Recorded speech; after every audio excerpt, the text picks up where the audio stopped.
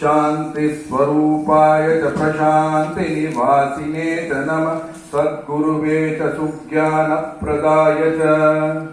नमो नित्यसच्चिदानन्दस्वरूपाय च निर्मलहृदयाय च नमः प्रसन्नवदनाय च निराडम्बराय च नमो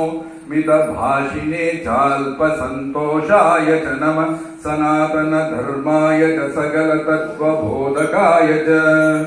नमो दीनजनोद्धरणाय च दाहोपशमनाय च नमः सर्वरोगनिवारकाय च उचितचिकित्साप्रदायकाय च नमो विश्वविद्यालयस्थापकाय च सद्विद्याबोधकाय च नमो निरन्तरग्रामसेवातत्पराय च नित्यसङ्कीर्तन प्रोत्साहकाय च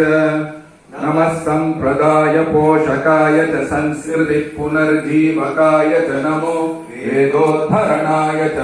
वेदाङ्गवैभवाय च नमो ज्ञानसिद्धिप्रदायकाय च सर्वयोगसाराय च नमः सर्वरागसम्मेलनाय च